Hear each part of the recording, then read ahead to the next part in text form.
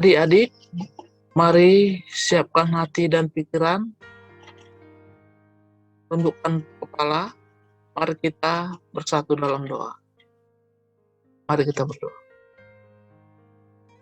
Ya Bapa yang bertata dalam kerajaan surga, puji dan sembah kami panjatkan kepadamu atas penyertaan-Mu kepada kami anak-anak-Mu. Ya Bapa, kami sebentar lagi akan mendengarkan sebagian dari firman-Mu. Mampukan kami ya Bapa, urapi melalui Roh Kudus-Mu, agar kami dapat mengerti dan memahami firman-Mu. Tolong kami Bapa, untuk memampukan kami agar kami dapat melaksanakan atau menjadi pelaku firman-Mu. Terima kasih Bapa, dalam nama Tuhan Yesus Kristus kami mengucap syukur dan berdoa. Amin. Firman Tuhan yang akan adik-adik pelajari dan dengarkan minggu ini dengan tema Barnabas berbagi kasih. Diambil dari bahan Alkitab, dari kitab Kisah Para Rasul pasal 4 ayat 32 sampai dengan 37. Dengan ayat utama dari kitab Kisah Para Rasul pasal 4 ayat 36 sampai dengan 37, demikianlah firman Tuhan. Demikian pula dengan Yusuf, yang oleh rasul-rasul disebut Barnabas, artinya anak penghiburan, seorang Lewi dari Siprus. Ia menjual ladang miliknya, lalu membawa uangnya itu dan meletakkannya di depan kaki rasul-rasul. Kisah Para Rasul pasal 4 ayat 36 sampai dengan 37.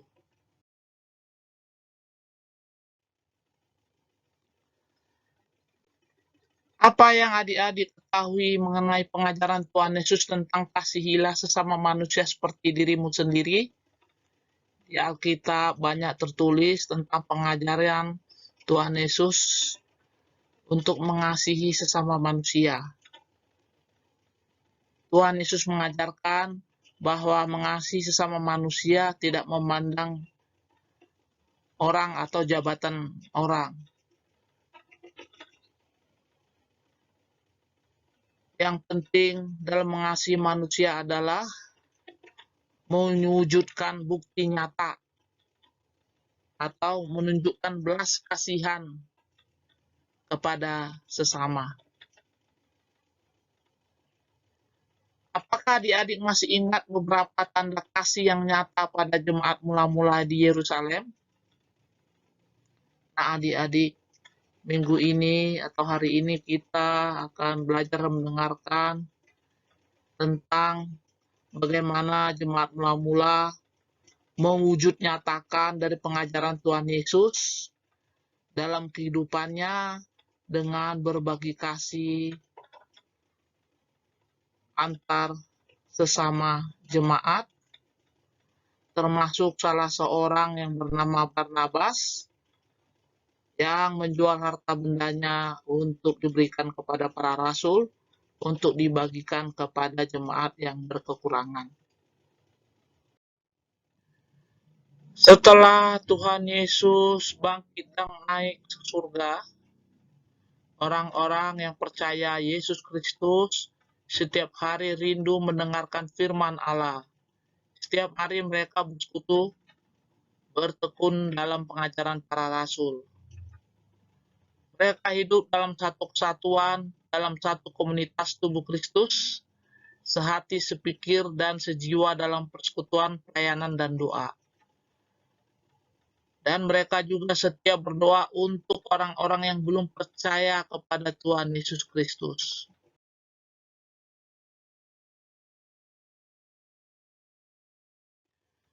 Kesatuan ini tidak hanya terlihat dalam persekutuan yang indah dalam beribadah dan dalam rumah masing-masing, tetapi juga dalam hal membagi harta. Tidak seorang pun yang berkata bahwa sesuatu dari kepunyaannya adalah miliknya sendiri, tetapi segala sesuatu adalah kepunyaan mereka bersama. Mereka saling mengasihi dengan sungguh.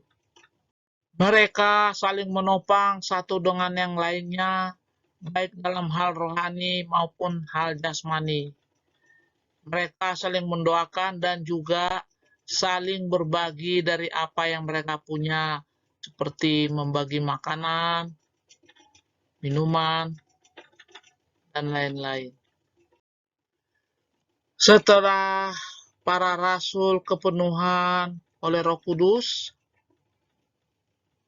para rasul diberi kuasa yang besar sehingga memberikan rasul-rasul keberanian untuk memberitakan kesaksian tentang kebangkitan Tuhan Yesus. Dan semakin banyaklah orang yang percaya kepada Tuhan Yesus, dan hari demi hari jumlah jemaat semakin bertambah. Dan jemaat hidup dalam karunia yang berlimpah-limpah. Tidak ada yang berkekurangan di antara jemaat karena orang membagi kepunyaannya kepada orang lain. Dan juga orang yang telah membagikan hartanya juga tidak menjadi kekurangan. Yang paling menonjol, bahkan orang kaya yang percaya Tuhan Yesus menjual harta bendanya dalam bentuk tanah atau ladangnya, dan hasil penjualan itu dipersembahkan kepada para rasul untuk dibagikan kepada anggota jemaat yang berkekurangan atau yang miskin. Dengan demikian, jemaat yang kaya tidak berlebihan dan jemaat yang miskin tidak kekurangan. Dan tiap-tiap hari Tuhan menambah jumlah mereka dengan orang yang diselamatkan atau yang percaya kepada Tuhan Yesus sebagai juru selamat. Jemaat yang percaya kepada Yesus Kristus dan yang percaya akan kebangkitannya mempraktekkan ajaran Tuhan Yesus untuk mau berbagi kasih kepada sesama dalam wujud yang nyata. Karena kasih Kristus yang sudah diterima mendorong orang-orang percaya rela menjual harta miliknya untuk berbagi kasih kepada jemaat yang berkekurangan yang diatur oleh para rasul pembagiannya kepada jemaat sesuai dengan keperluannya masing-masing. Dari waktu ke waktu, beberapa orang menjual tanah dan rumahnya atau ladangnya dan memberikan uang hasil penjualannya kepada para rasul untuk dibagikan kepada jemaat sesuai dengan keperluannya. Mereka mempercayakan kepada para rasul untuk mengatur pembagiannya. Seorang jemaat yang bernama Barnabas pergi menjual ladang miliknya, dan setelah ladang miliknya terjual, uang hasil penjualannya dibawa ke depan kaki para rasul untuk dibagikan kepada jemaat yang berkekurangan sesuai dengan keperluannya. Barnabas adalah seorang dari suku Lewi yang berasal dari Pulau Siprus yang bernama Yusuf, atau oleh para rasul sering disebut namanya Barnabas, yang artinya anak penghiburan. Barnabas ini adalah seorang pekabar Injil yang sukses, berhasil mengabarkan Injil di daerah Antioquia, sehingga banyak orang yang menjadi percaya kepada Tuhan Yesus. Dan di Antioquia inilah pertama kali disebut jemaat itu adalah orang Kristen. Barnabas jugalah yang membawa Rasul Paulus yang telah bertobat, memperkenalkannya kepada rasul-rasul di kota Yerusalem, yang mana para rasul mulanya tidak percaya akan pertobatan dari Paulus, karena sebelumnya Paulus atau juga namanya Saulus itu menyiksa orang-orang yang percaya kepada Tuhan Yesus Kristus. Dan setelah Paulus bertobat, Barnabaslah yang membawa Saulus meyakinkan para rasul di Yerusalem untuk dapat menerima Paulus sebagai rasul, di mana Paulus sendiri adalah dipilih oleh Tuhan Yesus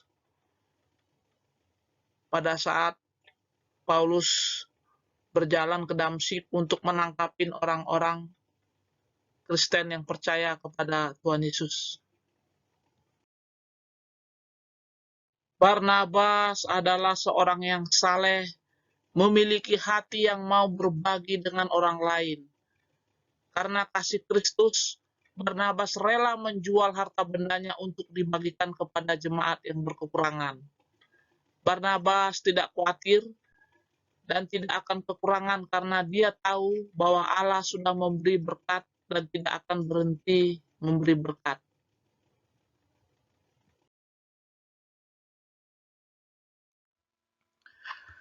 Dari firman Tuhan yang adik-adik sudah pelajari dan dengarkan, bisa diterapkan dalam kehidupan adik-adik, yaitu tentang berbagi kepada sesama. Anak sekolah minggu belajar berbagi kasih kepada sesama. Contohnya, anak sekolah minggu membagikan bekal makanan kepada teman yang tidak membawa bekal makanan saat istirahat di sekolah. Bisa juga dengan membagi makanan yang kita miliki bila bertemu dengan orang lain yang sedang lapar. Atau berbagi kepada sesama bisa juga menyisihkan uang jajan untuk anak-anak yang kurang beruntung atau yang miskin. Berbagi kepada sesama bisa juga membagikan mainan yang dipunyai kepada anak yatim piatu. Bisa juga membagikan buku atau pakaian layak atau sepatu yang layak pakai untuk orang-orang yang tidak punya ataupun untuk orang yang miskin. Itulah adik-adik contoh bagaimana adik-adik bisa berbagi kepada sesama. Ayat hafalan minggu ini diambil dari Injil Lukas pasal 6 ayat 36. Demikianlah firman Tuhan. Hendaklah kamu murah hati, sama seperti Bapamu adalah murah hati. Lukas pasal 6 ayat 36. Aktivitas sekolah minggu hari ini, adik-adik diminta untuk membuat gambar hati di karton manila dan gambarkan anggota keluarga yang tinggal bersama adik-adik di dalam gambar hati itu. Tuliskan nama anggota keluarga, misalkan kakek, mama, papa, nenek, atau nama adik sendiri, atau nama kakak. Dan tuliskan di dalam hati itu kata-kata saling mengasihi seperti contoh. Bisa juga adik-adik gambar itu hasil dari foto adik-adik, di print out, ya, digunting, ditempel, ya. Pakai tulisan tangan juga bisa dilukis, ya. Yang penting maknanya adik-adik yaitu saling mengasihi.